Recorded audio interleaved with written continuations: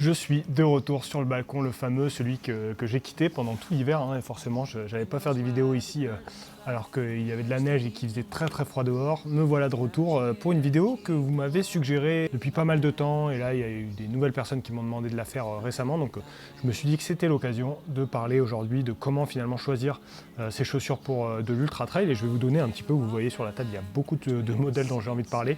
Je vais vous donner un petit peu mes modèles favoris moi. Pour les longues distances de manière générale, quand je parle d'ultra aujourd'hui, on va parler à peu près autour de 80 bornes et plus. Ça englobe la grande famille de l'ultra, j'ai envie de dire. C'est pas forcément que le 100 miles, mais on va parler de plein de modèles que moi je trouve vraiment intéressants. Je vais vous expliquer un petit peu les critères selon moi qu'il faut prendre en compte avant de choisir une chaussure pour partir sur la longue distance. Et puis ensuite, on regardera un petit peu en détail, moi, les choix que je fais en fonction des courses, en fonction des typologies de parcours, des profils, etc. C'est vrai qu'avec les annonces de l'agenda du déconfinement, les organisations petit à petit commencent à confirmer que les événements auront lieu. D'ailleurs, n'hésitez pas à me dire un petit peu en commentaire où c'est que vous allez être cet été sur les courses, notamment sur les ultras dont c'est la question aujourd'hui. Comme ça me permettra moi de savoir un petit peu s'il y a des gens qui me suivent qui sont sur les courses, ou moi peut-être je serai sur les événements, pas forcément pour courir, mais peut-être pour être là, présent, faire des photos. Ça permettra éventuellement d'échanger, de se rencontrer, tout ça, ça pourrait être cool évidemment. Alors effectivement, la chaussure c'est quand même un élément ultra essentiel pour quand on part sur ultra. Alors la réussite sur un ultra, pour aller au bout, c'est un ensemble de petits facteurs qui va faire que on va réussir à cet objectif.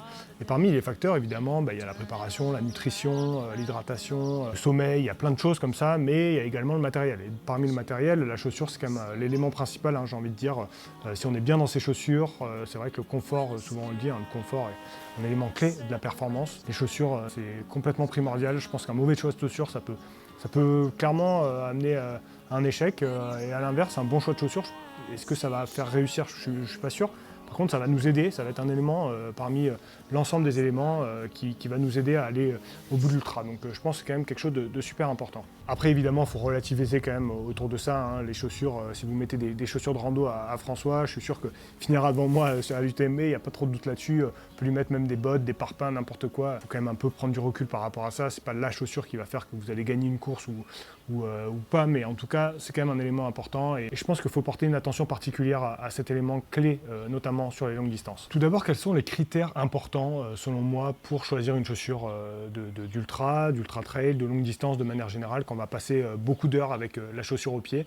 Parfois, éventuellement, on va changer de modèle au cours de l'ultra, mais en tout cas, si on part sur le principe qu'on a toute la même chaussure pendant toute la course, quels sont les critères, selon moi, super importants? Évidemment, j'en parlais en introduction, le confort. Le confort est un élément clé de la performance, et parmi le confort, il y a deux choses qu'il faut prendre en compte. D'abord l'amorti, d'une part, évidemment, et puis aussi le confort du chausson. De manière générale, c'est vrai que j'en parle de plus en plus, mais c'est quelque chose qu'on ne dit pas assez. Moi, je trouve, quand on parle de confort, souvent on parle trop d'amorti et pas assez du confort du chausson, et c'est en fait super essentiel. C'est d'ailleurs pour ça que certains aiment particulièrement les modèles de chez Altra avec cette two-box large. C'est parce que le profil du chausson leur convient, et c'est quand même un élément super important selon moi. L'amorti, ça va être quand même un allié essentiel. C'est vrai qu'il y a plein de gens qui partent sur Ultra avec des chaussures plutôt minimalistes et qui y arrivent, donc c'est pas du tout impossible, c'est pas du tout ce que je dis. Par contre, c'est vrai qu'avoir un certain amorti sur une chaussure, ça permet tout de même de se préserver un peu musculairement, et après de nombreuses heures de course, quand on commence à être fatigué, d'avoir quand même des ressources pour continuer à avancer, continuer à courir et passer les barrières horaires, etc., ce genre de choses. Donc, et même en descente aussi, c'est là où musculairement ça devient le plus dur. Avoir une certaine dose d'amorti, c'est quand même vraiment important pour aller loin en ultra, je pense. C'est quand même quelque chose d'assez important pour la majorité des gens. Donc il faut quand même apporter une attention particulière à ce point-là, je pense. Ensuite, le confort, c'est une multitude de détails. Je pense au lacet, je pense à ces systèmes, par exemple sur la Club Ultra, qui permet de desserrer l'avant du pied pour être un peu plus au large après 80 km.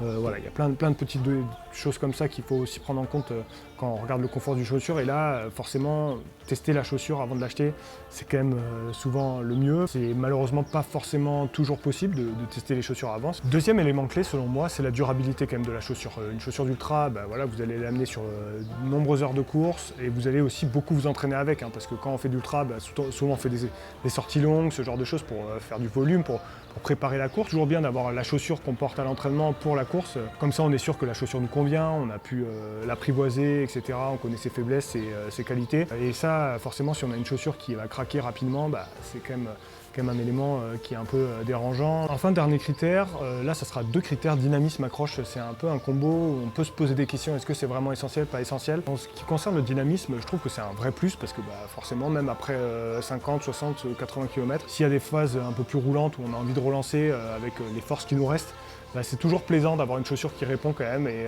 de retrouver un peu des sensations de course, même mentalement, ça permet de passer des caps parfois pas forcément évidents. Et par contre l'accroche, là je trouve que c'est quand même vraiment intéressant d'avoir quand même une chaussure qui accroche pas mal parce que sur, je sais pas, 10, 20, 30, 40 heures de course, vraiment pas impossible d'avoir différentes conditions météo, de partir avec du sec, puis de trouver la pluie au milieu du parcours. Et là, si vous avez une chaussure qui accroche pas du tout, ou qui est très mauvaise de ce point de vue-là, ça peut être compliqué. Donc une chaussure relativement polyvalente d'un point de vue de l'accroche, c'est quand même aussi intéressant. Maintenant que j'ai défini un petit peu les critères de choix, selon moi, qui sont importants à prendre en compte avant d'acheter une chaussure d'ultra, je vais vous détailler, vous le voyez sur la table, il y a plein de modèles, je vais vous détailler, je sais pas combien j'en ai sélectionné, 6 ou 7, 7 modèles que je trouve vraiment intéressants. Alors évidemment, je ne peux pas parler de tous les modèles, j'en ai encore plein d'autres qui sont faits pour l'ultra et dont je ne vais pas parler aujourd'hui. J'ai sélectionné un peu ceux que je préfère. Et puis, s'il y a des modèles dont je ne parle pas et que vous trouvez intéressants, n'hésitez pas à les mettre en commentaire, comme ça permettra de compléter la vidéo. Et c'est aussi intéressant, je trouve, qu'on s'échange un peu les bons plans. Mais en tout cas, moi, je vais vous parler de pas mal de modèles. C'est vrai que j'ai la chance de tester énormément de modèles. Là, je vous ai sélectionné un peu ceux que je préfère. Je vais commencer par le modèle que je mets le plus en ce moment, la Salomon S-Lab Ultra 3. Alors, j'attends avec impatience la S-Lab Ultra 4 qui devrait sortir. Je ne sais pas, j'ai pas vraiment d'infos de date, mais j'espère d'ici peu. Et je vais être impatient de tester ça. J'en ai entendu quand même pas mal de bien là, avec l'équipe S-Lab. En attendant, moi, je cours beaucoup avec la 3 que j'adore. Vraiment, c'est une chaussure que j'aime de plus en plus. En fait, plus je la mets, plus je l'aime. Ça, c'est clair que c'est une chaussure 289 grammes, donc ça reste correct. Drop de 8, assez classique. Une accroche qui peut laisser à désirer quand les terrains sont quand même gras. Sur terrain sec, ça fait vraiment bien le job. Et puis voilà, moi je l'ai un peu customisé avec des lacets pour encore apporter une dose de confort un peu supplémentaire que je trouve, en tout cas avec ces lacets-là. Un chausson vraiment super confortable. Puis il y a un peu cette mini guêtre qui qui protège des débris. C'est vraiment une chaussure que je trouve intéressante parce qu'il y a quand même un vrai plaisir à courir avec dès que c'est des parties un peu de relance. C'est un amorti qui est relativement ferme, mais qui est vraiment bien présent. C'est une chaussure vraiment confortable qu'on peut amener sur beaucoup d'heures sans trop de problèmes. C'est une chaussure qui reste très joueuse, notamment sur toutes les parties techniques, et ça, c'est un vrai plaisir. Je ne l'avais pas pendant l'échappée belle cet été, mais je pense que si je vais repartir sur des profils comme ça, je l'ai déjà dit, je repartirai sans hésiter sur une S-Lab Ultra 3. C'est un vrai plaisir, même sur toutes les parties techniques, en descente, c'est une chaussure très joueuse. On se fait vraiment très plaisir avec cette chaussure. Ça, c'est le premier choix que je ferais si aujourd'hui je devrais partir sur Ultra. Ensuite, comment ne pas citer la Speedgoat Evo, que j'ai beaucoup mis avant d'avoir la S-Lab Ultra 3. C'est vrai que c'est la Speedgoat Evo que je mettais sur toutes les compétitions. Alors depuis, j'ai pas fait de compétition, donc j'ai pas mis la S-Lab Ultra 3 en compétition, mais en tout cas, la Speedgoat Evo, quel plaisir aussi cette chaussure. C'est la chaussure que Jim préfère d'ailleurs. C'est quand même à noter. Une chaussure en fait qui est aussi un tout petit peu plus légère, 281 grammes. Ce que j'aime sur cette Speedgoat Evo, déjà il y a la présence du Matrix, c'est une chaussure un peu plus légère que la Speedgoat classique, plus dynamique aussi, et il y a ce fameux amorti caractéristique des Speedgoat. C'est vraiment un coussin, on court sur un coussin, en descente là aussi, on peut envoyer, franchement c'est un grand plaisir. Je l'ai mise par exemple après, j'ai plus 70 km à peu près, ou 65 km sur l'échappée belle, et quand je suis reparti, alors que j'étais complètement cramé, voilà, j'ai tout de suite eu des super sensations. C'est des sensations assez uniques. La Speedgoat, si vous n'avez jamais testé, franchement, je crois que ça vaut le coup de tester une fois dans sa vie des Speedgoat, et notamment la Speedgoat Evo qui est un peu plus légère que la Speedgoat classique, encore un peu plus dynamique. Un vrai bon modèle aussi, un modèle que j'adore, ça c'est clair. C'est du confort, c'est par contre quelques défauts en termes de stabilité évidemment. Dès que c'est des terrains un peu techniques, c'est plus vraiment ce qu'il faut. En tout cas, quand même, une super ponte, beaucoup de plaisir à courir avec la Speedgoat. La grande sœur de la Speedgoat Evo, l'Evo Mafate 2, dont j'ai pas fait de vidéo à proprement parler sur l'Evo Mafate 2 sur la chaîne, et pourtant c'est une chaussure aussi que j'ai beaucoup mise en fin d'été. C'est celle que j'avais d'ailleurs sur l'UTCAM, le 70 km, et aussi sur le début de l'échappée belle. C'est une chaussure qui qui est un peu plus lourde que la Speedgoat Evo, pas beaucoup plus, hein, 290 grammes il me semble. Il y a aussi la présence du Matrix, donc ça c'est intéressant.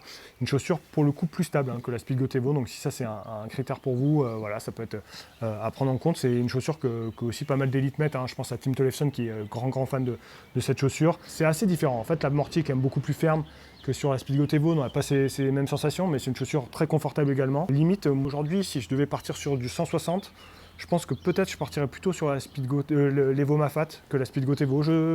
À voir. C'est vraiment plus destiné au long, je pense, que la Speedgoat Evo qui est plus polyvalente. Speedgoat Evo sur du 80, je pense que c'est quand même plus intéressant que l'Evo Mafat. Encore une fois, des sensations de course assez différentes entre les deux, donc à tester. Ensuite, j'ai envie de parler de la Cloud Ultra de chez On, hein, la toute nouvelle, la chaussure voilà, que Xav portera peut-être pendant l'UTMB, même si je pense que lui, il aura peut-être quelque chose un peu plus profilé pour lui, un peu plus léger encore. Là, on est sur quelque chose autour de 300 grammes, 8 mm de drop. J'ai envie de dire en termes de sensations que ça se rapproche beaucoup de ce qu'on peut trouver sur une Ultra 3, même si c'est un peu plus lourd, probablement un peu moins dynamique. Par contre, je retrouve un peu ces sensations, c'est assez joueur comme chaussure. C'est plaisant aussi sur les terrains techniques, je trouve. C'est une chaussure que je pense assez durable, hein, qui va bien durer dans le temps, donc ça c'est aussi intéressant. Pour ceux qui ont un pied large, je pense que ça conviendra mieux, par exemple, que une S-Lab Ultra 3 qui est qui a un fit un peu plus proche du pied, assez caractéristique chez Salomon. Là, on a quelque chose d'un peu plus large, c'est quand même assez confort aussi en termes de chaussons, on a vraiment le pied à l'aise, donc ça peut être aussi vraiment intéressant. L'accroche aussi, hein, On a fait vraiment des progrès, je dirais même qu'elle est peut-être un peu meilleure que sur la S-Lab Ultra 3, sur ce style de chaussure, donc franchement vous vous tromperez pas, hein. Si vous investissez là-dedans, je pense que vous vous plairez. J'enchaîne avec une chaussure dont j'ai parlé très récemment, la Trabuco Max de chez ASICS. C'est un peu j'allais dire une copie de la Speedgoat, c'est peut-être pas très flatteur pour elle, mais en tout cas voilà, c'est un peu l'esprit de la Speedgoat. Une chaussure qui pêche par son système d'accroche, mais qui par contre est aussi très confort, un peu cet amorti aussi, sensation de coussin, c'est un peu plus stable par contre que la Speedgoat Evo notamment, donc ça peut être intéressant. C'est par contre un peu plus lourd, donc voilà, c'est un petit peu en fonction des critères que vous recherchez, ça peut être aussi une super option. J'enchaîne avec l'Altra Olympus, Drop Zero, une chaussure qui est un peu plus lourde que celle dont j'ai parlé aujourd'hui, mais qui, voilà, c'est le modèle d'Ultra chez Altra. J'ai fait une vidéo sur la chaîne, si vous voulez vraiment plus de détails, vous pouvez aller la voir. Là aussi, un modèle que j'aime bien, je la mets plus trop en ce moment, mais en tout cas, voilà, le Zero Drop, pour ceux qui recherchent ça peut être vraiment intéressant. C'est une chaussure qui a fait ses preuves, et la dernière version avec cette semelle Vibram, plus de confort, plus de stabilité, certainement plus de durabilité aussi. C'est un vrai bon modèle aussi, hein, vraiment intéressant pour ceux qui cherchent du zéro drop, ça peut être un vrai bon choix. Puis enfin, je fais une petite mention sur la Brooks Catamount que je suis en train de tester. J'ai trop peu de recul encore pour faire vraiment un avis là-dessus, mais je pense qu'elle pourra rejoindre cette catégorie. Elle est un peu plus légère, 270 grammes environ, je pense. Je commence à avoir des vraies bonnes sensations avec. Je vous en reparlerai, je ferai une vidéo dédiée à son sujet. Je voulais juste la mentionner, mais garder un œil dessus aussi, ça peut être un choix. On en reparle, j'essaye d'ici la fin du mois, mais je voulais faire quand même une petite mention sur la Brooks. Voilà, j'ai essayé de faire un petit tour à la fois des critères pour choisir une chaussure d'ultra, à la fois certains modèles que moi j'apprécie particulièrement aujourd'hui. Demain, je partirai sur une course, ça sera certainement avec la S-Lab Ultra 3. C'est d'ailleurs celle que je pense mettre, à part si la 4 est sortie d'ici là, ou si j'ai accès à cette chaussure avant sur la TDS notamment, qui sera mon gros objectif et dont je vous reparlerai d'ailleurs assez rapidement sur la chaîne. En tout cas, voilà, ça c'est certainement la S-Lab Ultra 3 que moi je choisirais aujourd'hui. Maintenant, la Speedgoat Evo, c'est vrai que voilà, c'est une chaussure avec laquelle j'ai beaucoup couru, et j'ai quand même vraiment de l'attachement pour cette chaussure. C'est une chaussure j'ai pris beaucoup de plaisir. Alors, je pense qu'aujourd'hui je partirai avec la S-Lab Ultra 3 parce que c'est un peu plus ce qui me correspond à l'heure où je fais cette vidéo.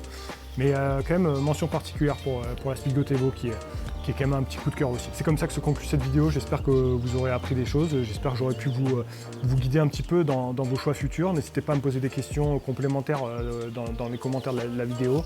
Puis j'essaierai d'y répondre évidemment. J'essaie de répondre à tout le monde. N'hésitez pas aussi à me suivre sur les réseaux, à vous abonner, tout ça. Et puis nous, en tout cas, on se retrouve très vite pour de futures vidéos. D'ici là, courez bien, prenez soin de vous. Allez, ciao à tous.